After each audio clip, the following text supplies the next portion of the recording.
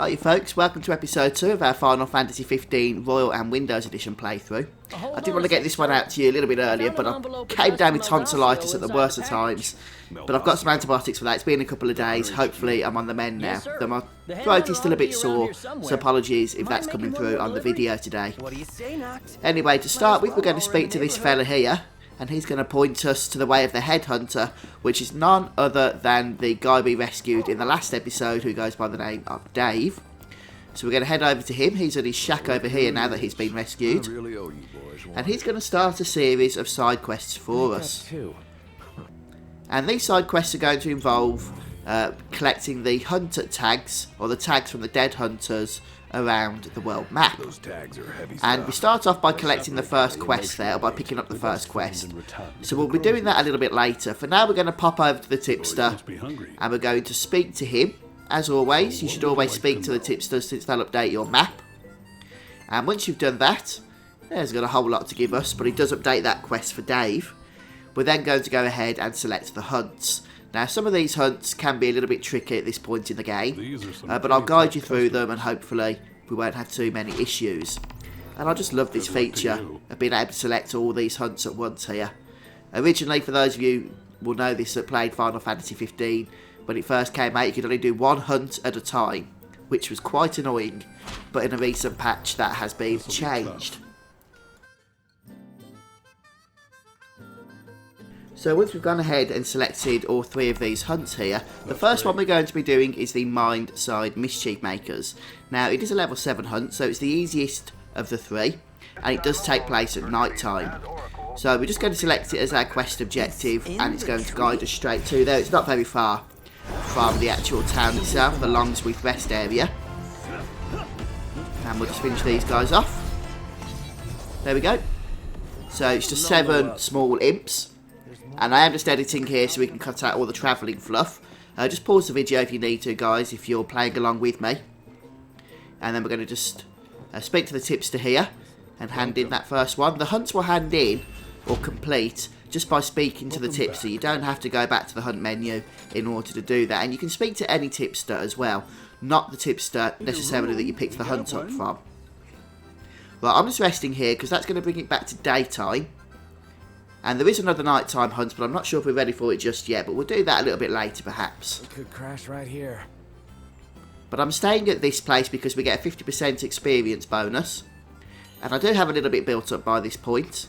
Not a whole lot, but you don't get those experience bonuses by staying at camps. Now, the good thing you do get by staying at camps is the ability for Ignis to cook you a meal and give you a buff going forward. But there we go, we leveled up.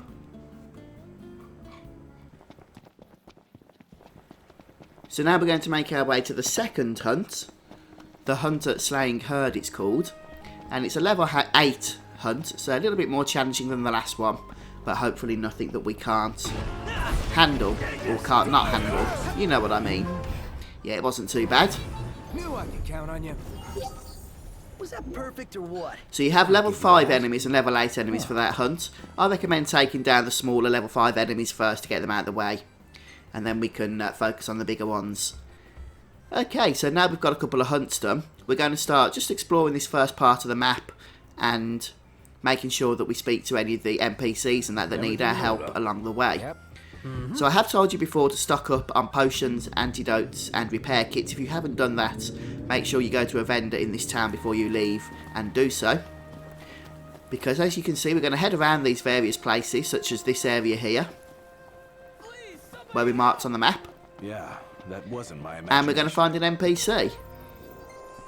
And that's going to automatically start a quest for us. And these kind of guys are going to be scattered all over the place. And hidden, some of them as well, quite well, but I will show you where they all are. And once we speak to him, we're going to find out he wants a potion, so we're going to give that to him, and that's all we need to do. We need to complete this quest. So you can technically pick the quest up, go and buy your potion, and then come back to complete it. But as I say, just keep a nice healthy supply of potions, antidotes, and repair kits, and as we come across these guys, then we can do the quests there and then.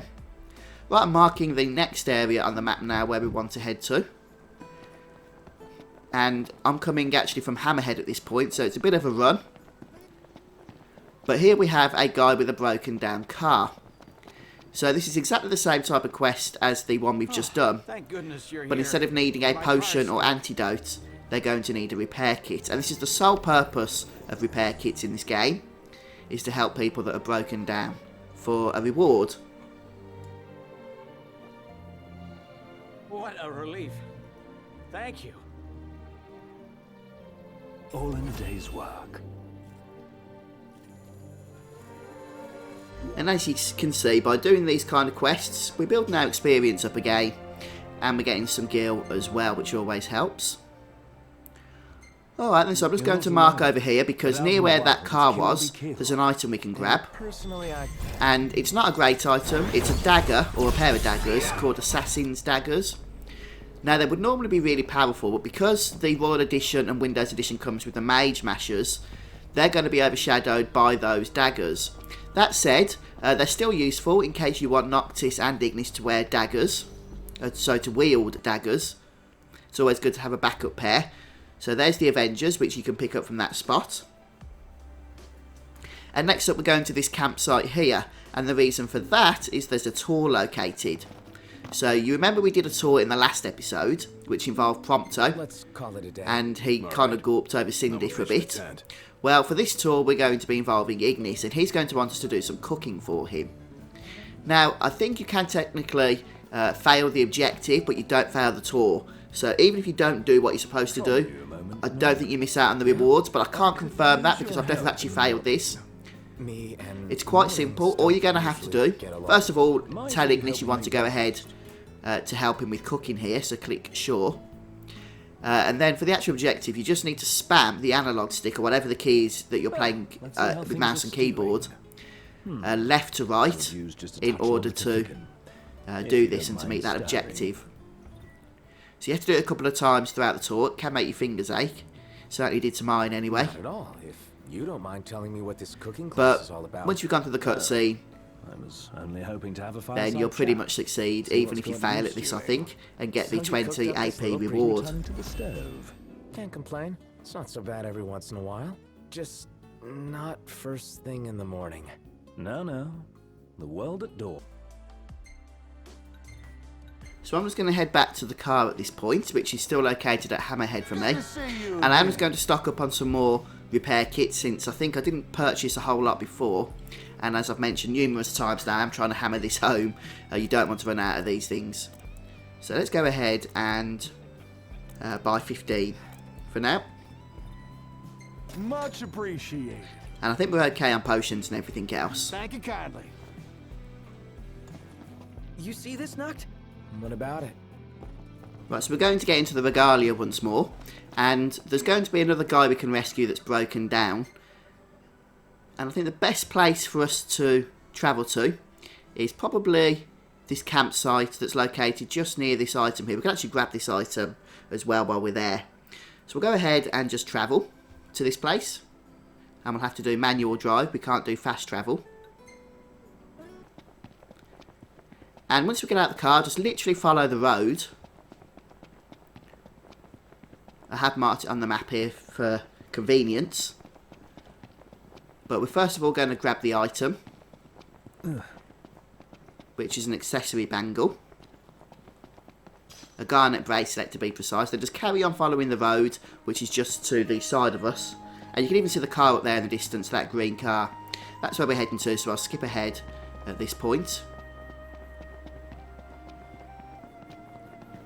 And then it's the same routine as with all of these guys. We just need to speak to them, give them the repair kit, and they'll be on their way, happy and rewarding us. My car is stuck.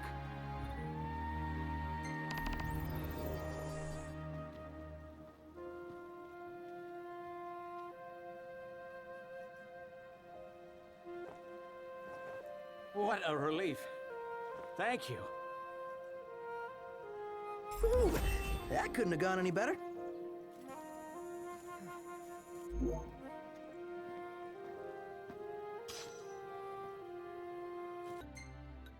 So finally for today then, I wanted to try and tackle this hunt, Squash the Squirmers, and it is a challenging one. It's a level 14 hunt, and I'm only half that level.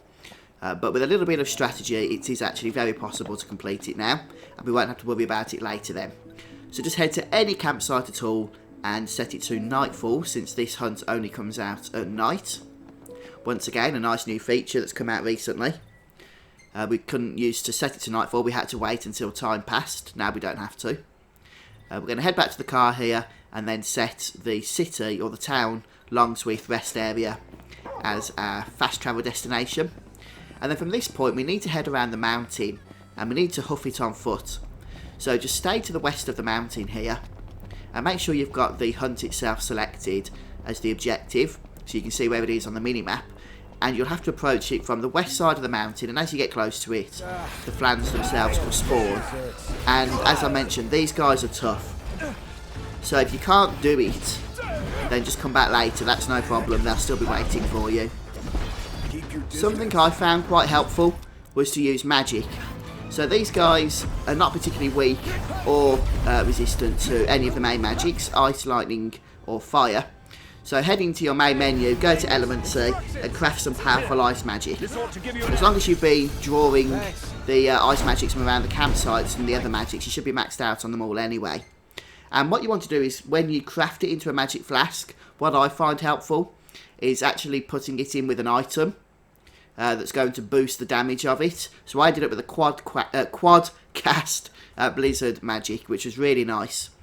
But you don't have to use magic, it's just one strategy. One thing I'm also going to do is set Ignis's technique to regroup, as you just saw there, since a lot of healing is required in this fight, and potions only go so far. So yes, you can spam elixirs in order to get the black health bars healed up, and regroup doesn't actually fill those black health bars up, but it does heal them up a little bit. So if you get really low on health, then regroup is going to help you a lot, and I used it quite a lot actually in this fight. And there we have it. Took about 10-15 minutes, I think. No, probably about 10 minutes I'd say to do that battle, but with 4 blizzard magics and with regroup we got through it okay. So now we're going to head back, and the first thing I'm going to do now that we're back here is hand in all of those hunts. Welcome. Hey, you're alive.